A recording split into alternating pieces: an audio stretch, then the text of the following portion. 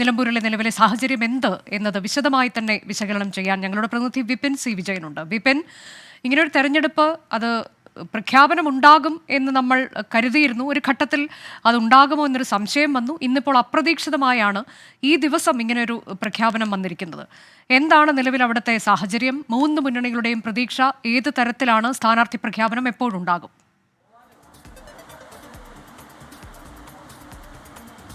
അനുജ, നിലമ്പൂരിൽ ഇപ്പോൾ കനത്ത മഴ പെയ്യുകയാണ്. ഇത്തരത്തിൽ രാഷ്ട്രീയ കാലാവസ്ഥ വളരെ പ്രതികൂലമായി നിൽക്കുന്നു. എന്താണ് ഒരു ആശങ്കയൊക്കെ ഉണ്ടാക്കുന്ന ഒരു സമയത്താണ് പെട്ടെന്ന് തന്നെ ഒരു ഉപതെരഞ്ഞെടുപ്പ് പ്രഖ്യാപനം ഉണ്ടാകുന്നത്. അതൊട്ടും പ്രതീക്ഷിച്ചതല്ല. ഒരു ഏപ്രിലോ അല്ലെങ്കിൽ മെയ് മാസത്തോടെയൊക്കെ ഉണ്ടാകുമെന്നുള്ളതാണ് കരുതിയിരുന്നതെങ്കിൽ പിന്നീട് പെഹൽഗാം ആക്രമണത്തേക്ക് തുടർന്ന് നീട്ടിവെക്കുകയായിരുന്നു. ഇപ്പോൾ പെട്ടെന്ന് വന്നിരിക്കുന്നു. ഒപ്പം തന്നെ ആശങ്കയായി ഈ മഴ ഇതുപോലെ തന്നെ നിൽക്കുകയും ചെയ്യുന്നു. അതിൽ ഈ മലയോരമാണ് ഏറ്റവും കൂടുതൽ പ്രതിസന്ധിയായി നിൽക്കുന്നത്. അതൊക്കെ തന്നെ ചർച്ചയാകുന്ന ആ രാഷ്ട്രീയ ചൂടിലേക്കാണ് ഇപ്പോൾ ഉപതെരഞ്ഞെടുപ്പ് വന്നിരിക്കുന്നത്. ഇന്നിപ്പോൾ എല്ലാ മുന്നണികളും ഒരു തവണയുള്ള ഒരു കൺവെൻഷൻ അത് ആരംഭിച്ചു കഴിഞ്ഞിരുന്നു. ഏറ്റവും ആദ്യം അത് UDF-ന്റെ തന്നെയാണ് പറയേണ്ടത്. മുസ്ലിം ലീഗ് ഇവിടെ കൺവെൻഷനുകൾ നടത്തിയിരുന്നു. കോൺഗ്രസിന്റെ ഭാഗത്ത് നിന്ന് കൺവെൻഷൻ നടന്നു, കൂടിയാലോചനകൾ നടന്നു, നേതൃയോഗങ്ങൾ നടന്നു, ചുമരെഴുത്തുകൾ തുടങ്ങി. അതിലിനി ഒരു പേര് മാത്രം എഴുതി ചേർക്കുക എന്നുള്ളതാണ്. പക്ഷേ അന്ന് മുതൽ കേട്ടിരുന്ന പേര് തന്നെയാണ് VS ജോയിയോ ആര്യാടൻ ഷൗക്കത്തോ. അതിലൊരൊറ്റ പേരിലേക്ക് എത്തിച്ചേർന്ന് കഴിഞ്ഞു എന്നുള്ളത് നേതൃത്വമൊക്കെ പറയുമ്പോഴും അത് ഒരു സമവായ സ്ഥാനാർത്ഥിയാണോ അതല്ല ഒറ്റയ്ക്ക് എല്ലാവരും കൂടി കൂട്ടായി എടുത്ത ഒരു തീരുമാനമാണോ എന്നതിലേക്കാണ് ഇനി നമുക്ക് ഏറ്റവും ആകാംക്ഷയോടെ അറിയാനുള്ളത്. അതിലേതെങ്കിലും രീതിയിലുള്ള അസ്വാരസ്യമുണ്ടോ തുടങ്ങിയ കാര്യങ്ങളൊക്കെ ഇനി വരുന്ന മണിക്കൂറുകളിലായിരിക്കും. പക്ഷേ ഒറ്റക്കെട്ടായി എടുത്തൊരു തീരുമാനം വൈകാതെ തന്നെ പ്രഖ്യാപിക്കും. ഇന്ന് രാത്രിയോ അല്ലെങ്കിൽ നാളെ രാവിലെയോ ആയി ഹൈക്കമാൻഡ് ആ പേര് പറയും. അതിൻ്റെ പിന്നിൽ ഞങ്ങൾ എല്ലാവരും ഒറ്റക്കെട്ടായി നിൽക്കും എന്നുള്ളത് ഈ സ്ഥാനാർത്ഥി പട്ടികയിലുള്ള ആളുകൾ ഉൾപ്പെടെ ഇപ്പോൾ നമ്മോട് പറഞ്ഞു കഴിഞ്ഞു. ആ നേതാക്കൾ ഉൾപ്പെടെ സംസാരിച്ചു കഴിഞ്ഞു. വലിയ കോൺഫിഡൻസിലാണ് UDF-നെ സംബന്ധിച്ചുള്ളത്. കാരണം അത് ഒരു ഇപ്പോഴത്തെ സർക്കാരിനെതിരെയുള്ള ഒരു വിലയിരുത്തലാവും. ഒപ്പം തന്നെ ഇവിടെ നിൽക്കുന്ന രാഷ്ട്രീയമായിട്ടുള്ള പ്രതിസന്ധികളൊക്കെ ഓട്ടാകുമെന്നുള്ള ഒരു പ്രതീക്ഷയുണ്ട്. കഴിഞ്ഞ 9 വർഷമായി ഇവിടെ MLA ആയിരുന്ന PV അൻവർ ഇപ്പോൾ UDF പക്ഷത്താണ് എന്നുള്ള അനുകൂലമായിട്ടുള്ള ഒരു ഘടകമായിട്ട് അവർ കരുതുന്നു. ഒപ്പം തന്നെ മുസ്ലിം ലീഗ് ആദ്യം മുതൽ തന്നെ സജീവമായി കൂടെ നിൽക്കുന്നത്. സ്ഥാനാർത്ഥിയാരെ ഇപ്പോൾ ഈ 2 പേരുകൾ പറയുമ്പോഴും മുസ്ലിം ലീഗ് അതിൽ ഒരാളുടെ കൂടെ നിൽക്കുക എന്നുള്ളൊരു നയം ഇതുവരെയും സ്വീകരിച്ചില്ല എന്നുള്ളതുണ്ട്.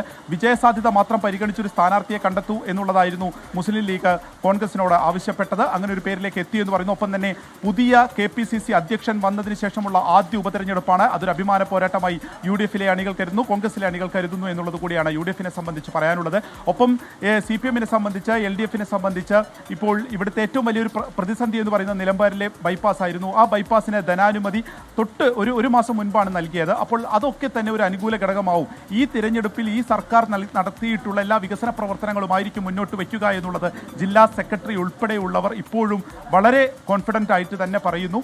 M സ്വരാജിനാണ് ഇവിടെ ചുമതലയുള്ളത്. അപ്പോൾ UDF-ന്റെ സ്ഥാനാർത്ഥി ആരായാലും അതിനെ മറികടക്കാവുന്ന ഒരു വിജയം ഉണ്ടാകും എന്നുള്ളതാണ് LDF. കാരണം 2016-ലും 2021-ലും PV അൻവർ വിജയിച്ചു കയറിയത് പാർട്ടിയുടെ വോട്ട് കൊണ്ടായിരുന്നു. PV അൻവർ ഇപ്പോൾ പുറത്തേക്ക് പോയപ്പോൾ പോലും പാർട്ടിയിൽ നിന്ന് ഒരു വിഭാഗത്തെ അല്ലെങ്കിൽ ഒരാളെ പോലും കൂടെ കൂട്ടാൻ കഴിഞ്ഞില്ല എന്നുള്ളത് അത് CPM-ന്റെ അടിത്തറ ഇവിടെ വ്യക്തമാക്കുന്നു. ആ വോട്ടുകൾ ഇപ്രാവശ്യവും വിജയിക്കാൻ ഇടം നൽകുന്നതാണ്. 3 പതിറ്റാണ്ടിന് ശേഷം തിരിച്ചു പിടിച്ച 3 പതിറ്റാണ്ടിന് ശേഷം കിട്ടിയ ആ നിലമ്പൂർ സീറ്റ് ഇപ്രാവശ്യവും LDF നിലനിർത്തുമെന്നുള്ളതാണ് അവരുടെ അവകാശവാദമുള്ളത്.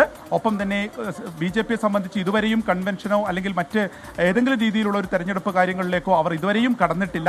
4% ഇവിടെ വോട്ടുള്ളത്.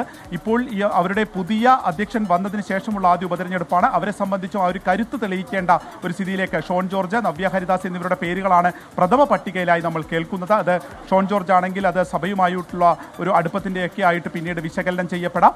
അപ്പോൾ ആ രീതിക്കുള്ള ഒരു ചർച്ച NDA സംബന്ധിച്ചും നടക്കുന്നു. സജീവമായിട്ടുള്ള ഒരു പോരാട്ടത്തിലേക്ക് നിലമ്പൂർ കടക്കുന്നു. ഇനിയുള്ള നാളുകളിൽ ഒരു വളരെ കുറച്ച് ദിവസങ്ങളേ ഉള്ളൂ, 25 ദിവസങ്ങൾ മാത്രമാണ് മുന്നിലുള്ളത്.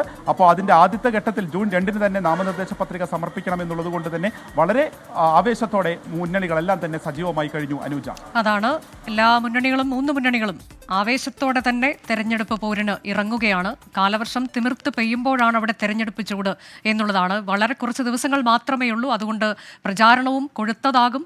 ഉടൻ തന്നെ സ്ഥാനാർത്ഥി പ്രഖ്യാപനമൊക്കെ അടുത്ത ദിവസങ്ങളിൽ തന്നെ വരും. നാളെ മുതൽ തന്നെ അതുണ്ടാകുമെന്നതാണ് നമ്മൾ പ്രതീക്ഷിക്കുന്നത്. വിപിൻ സി വിജയനാണ് വിവരങ്ങൾ നൽകിയത്.